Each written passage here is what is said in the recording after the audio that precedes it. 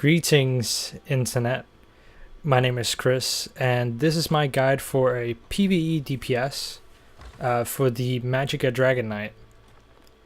This build probably won't be super, super effective for the newer trials, because it's completely melee, and most of the new trials cater to range builds like Magicka Soric and Magicka Nightblade, for example. So it's a little bit annoying that that's the way the game is going currently, and has been going, I guess, since Halls of Fabrication. But yeah, it doesn't mean that this build will still won't be like effective or anything. It just means it'll be less effective. I've still been able to pull some pretty good numbers with it on a dummy and in actual trials, so it's by no means bad. But yeah, anyway, let's dig into it. I think we're going to start off with the sets. I'm just going to switch to the right set. I was just wearing Burning Spellweave before because I was doing a test. But the sets are Siroria, which is spell damage, minor slayer, extra magicka, and then a 5-piece that says dealing direct damage with a single target ability creates a ring of fire beneath you for 10 seconds. Standing in the ring grants you a stack of Siroria's boon for 5 seconds. Each stack increases your spell damage by 30. And it goes up to 20 stacks, which means it goes to a total of 600 spell damage. Which is really good, because then paired with the 2-piece, that's a total of 724. Whereas Burning Spellweave, which is the second best option, I would think, has a total of 654. And the uptime on this can only be 66%, because it has a about 4 seconds where it can't trigger, basically, because it's a 8-second duration and a 4-second cooldown, which means in actuality this is more like 454 and not 654. Then we run Zaan, which is, well, you should run this if you're a DK, basically. It's really good. This creates a beam between you and your target that has a max distance of 10 meters, which means if you go further than 10 meters away from your target, it will break the beam. It also has a cooldown of 18 seconds, but with the high amount of damage that it does, and the extra duration that we get from Elf Bane, it will be a lot more DPS than something like Valkynscoria, for example. You can see it here, it lasts 7 seconds, and that's because of Elf Bane. Elf Bane is our last set. You have to run this really with jewelry and weapons. Oh, I should charge this. Because the armor pieces are heavy. You could alternatively run one heavy armor piece, for example, and then swap out either your helm or your shoulder of the Zaan set for a light piece. But you want to make sure you always have 5 light, 1 heavy and 1 medium, to get the highest benefit from, let's see, Undaunted Metal. Yep. Max health, max stam, and max magic increased by 6%. You can see our weapons here are basically just 2 Inferno staffs. You could alternatively have a back bar staff of lightning, but it kind of depends on your preferences. They should both be infused, but I haven't gotten enough gems to make this infused yet. The jewelry comes naturally as healthy, so I had to change the trait on this to arcane. So you can see I put quite a lot of crystals into this already, and the crystals I'm referring to are the transmute crystals. So you need 50 of these to transmute to a different trait. But yeah, so these come as healthy, and I had to change them to arcane instead. The enchants are magic recovery, and spell damage. Our staves are absorb magicka on the main bar, and weapon damage on the off bar. And that's all the gear. Then on our front bar we have Molten Whip, we have Engulfing Flames, Burning Embers, Blockade of Fire, Flames of Oblivion, Shooting Star. Off bar is, this is our variable slot. You can basically put in whatever you want. You can have a chain in here, for example, if you're doing maw, something like that. Right now I just have Elemental Drain for the test I'm about to show you. Then we got Eruption, Rearming Trap, Flames of Oblivion again, Harness Magicka, and Standard of Might. You want to make sure you always have Harness Magicka if you're doing any content as a Magicka character, basically, because it's really, really good, and it means you don't really have to slot a heal. Although as a DK, your Burning Embers heals you quite a lot. But yeah, we run Trap instead of the Psijic ability Accelerate, because Trap is stamina cost. Well, I think Accelerate might also be stamina cost, whatever. But we run Trap because it's got a higher uptime than Accelerate, and it's not gonna basically take a dent out of our Magicka pool, because DKs already have pretty bad sustain, as you might have guessed from the fact that I'm wearing 2 recovery and absorb magic. So yeah, that's the setup. Then we're gonna cover the stuff here. Yep, we've got 54 points into Magicka, 10 points into health, which puts us at almost 17k health. You can see our total Magicka is quite high, our Magicka regen. You can see if I drink a potion, please, it goes up to 2k, which is good, because you need this if you're gonna have a light attack build. So we're not using any heavy attacks in this. I'm also Vampire, which gives you 10% regen from the passive Supernatural Recovery. It gives you 10% magic and stamina regen if you're stage 2 or higher. This means you'll take more damage from fire, which is kind of annoying, but that's just how it is. Then we run the Apprentice Mundus Stone. And that's about it. Oh yeah, and Witch Mother's Potent Brew.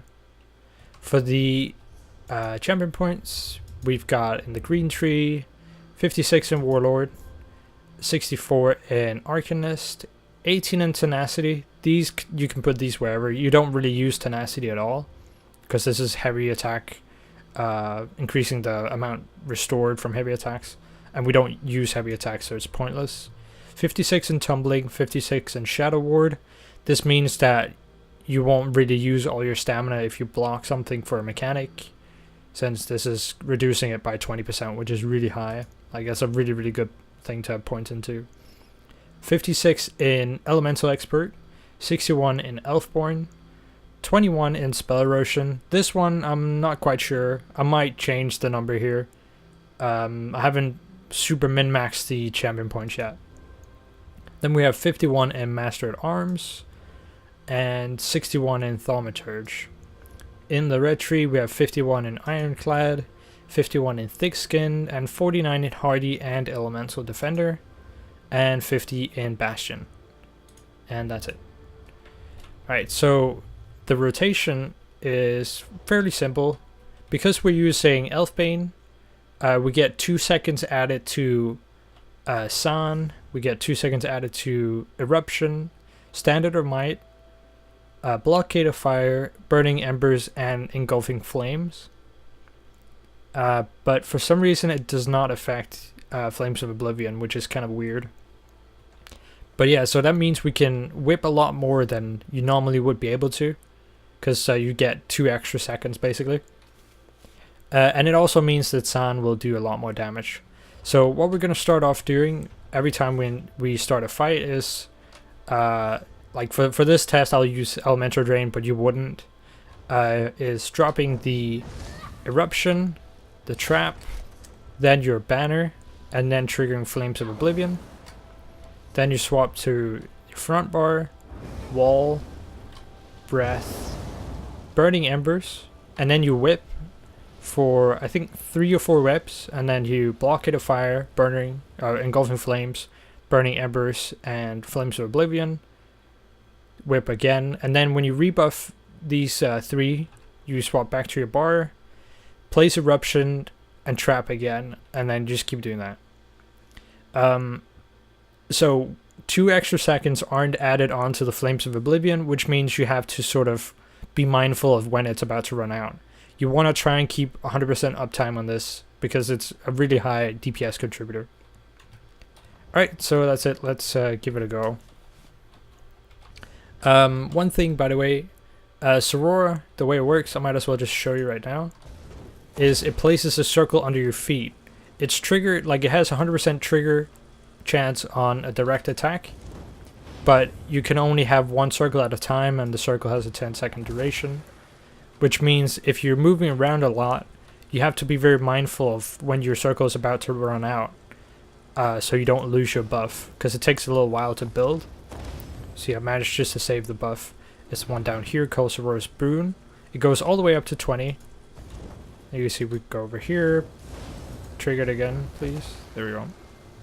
Yeah, so that's one negative thing about Siroria's, which means for some fights where you're moving around a lot, you'll be better off using Burning Spellweave. Siroria's also takes quite a while to build, so that means in shorter fights, like in dungeons and things like that, you want to make you want to use this instead, because this has a higher initial burst, whereas Siroria will really only be better in longer fights. You can, for example, compare a 3 million dummy and a 6 million dummy, and on a 3 million dummy, Burning Spellweave will likely outdo Siroria, even though it's overall like I think 300 less sustained spell damage, but it'll do more just because of the higher burst, whereas on a 6 million dummy or higher, Siroria will be way better. Anyway, let's give it a go. Also, we're using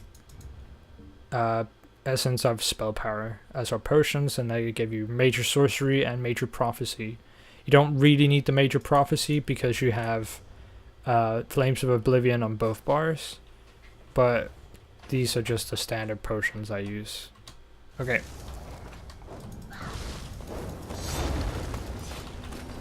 One thing to note, by the way, is that Eruption, when you place it, can be really, really glitchy, so there's a lot of times where it won't actually be placed even though you click it, and that will screw with your rotation sometimes. But you want to make sure you don't click it too much, because then you might waste a bunch of resources placing it like 2 or 3 times in a row. Also, you can see right there it didn't place when I clicked the button, so I ended up just looking like a moron just waiting for something to happen. That'll happen quite a lot if you have these kind of problems. They probably don't affect everyone, but they're quite common though, so it's just something to know. It is worth trying out a rotation without Eruption, but Eruption does do quite a lot of damage, so it would be a DPS loss. Okay, and now we rebuff everything again here.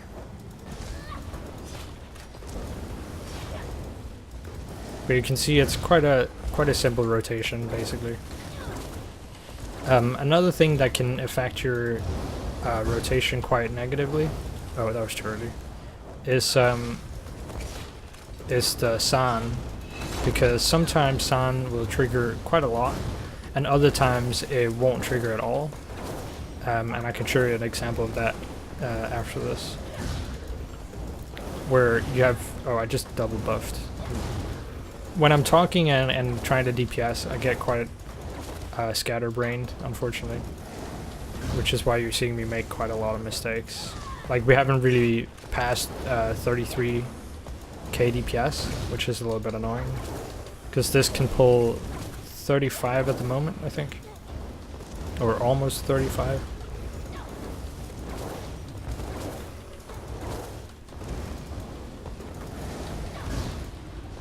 Yeah, so the rotation is pretty straightforward. It's very easy to fall into the pattern of doing it.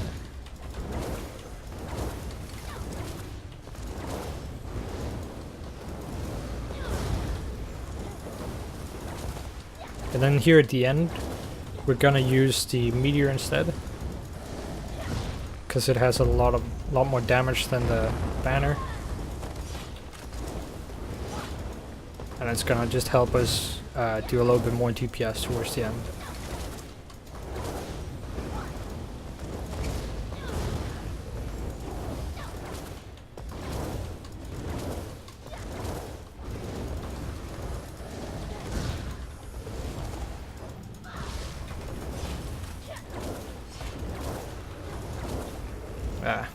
Didn't scratch 33, unfortunately. Alright, so let's have a look here. Oh, you can actually see an example of what I was talking about. Zaan only procced 58 times. Well, hit 58 times. It procced way less, obviously. I think we even see that here. It procced a total of 7 times. Yep. Okay, so... right. You can see our whip did almost 21k. Zaan did 17.1. The highest I've seen it do is 17.7. Zaan is a really big determining factor in what kind of DPS you get, because it can vary by almost up to 1k. But yeah, that's about it. Everything else is usually along the same lines. Like, it will usually be sort of in this pattern.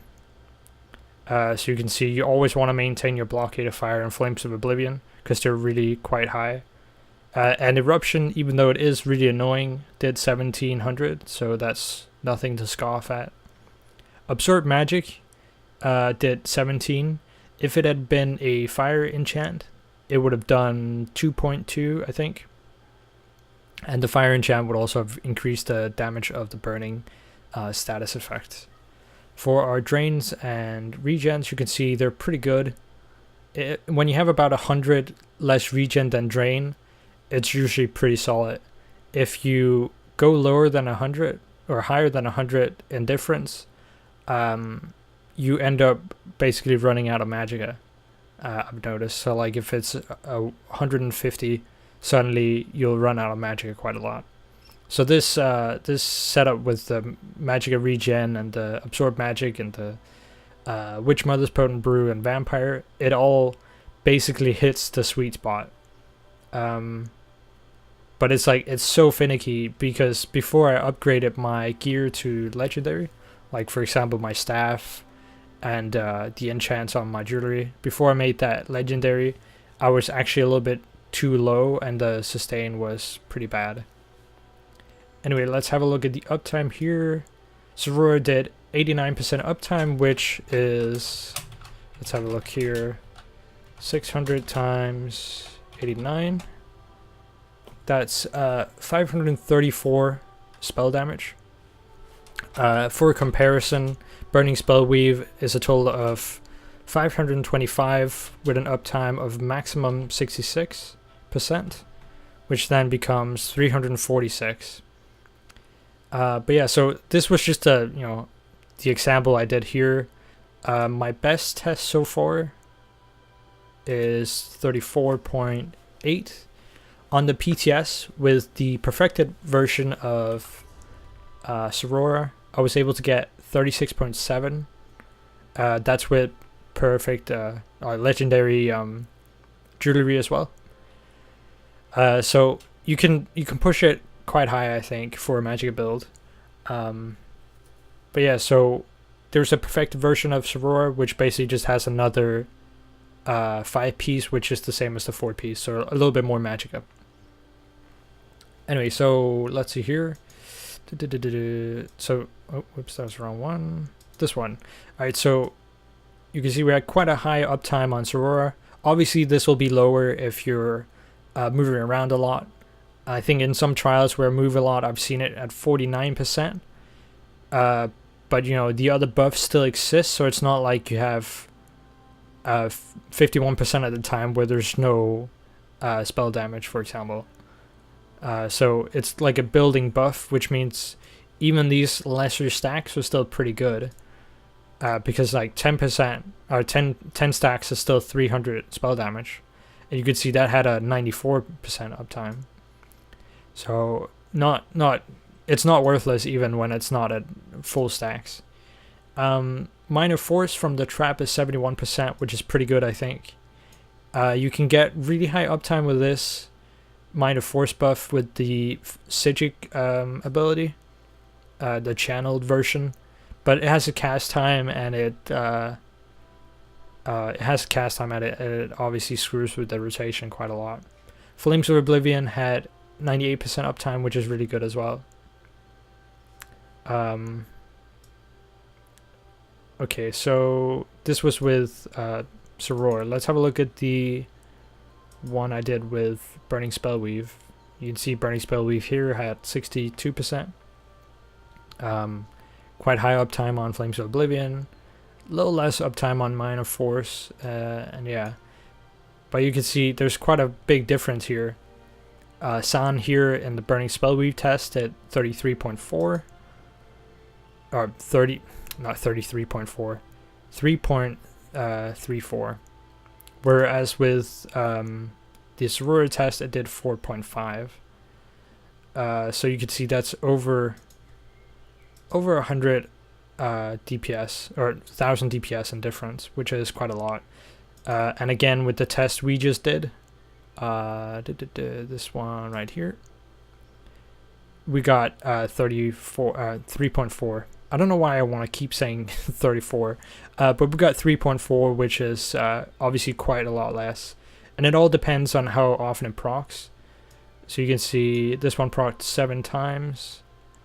In the one with the 4.5k DPS, it procced 9 times. So it's really temperamental. Anyway, hopefully you can use this for some good. I'm really enjoying this build, and I'm glad to be playing my Magic DK again, and actually being able to sustain stuff, because that was not the case in the past. It's still not as good as Magic Nightblade and Magic Sorcerer, as I've mentioned, but it's also not terrible. Anyway, thanks for watching.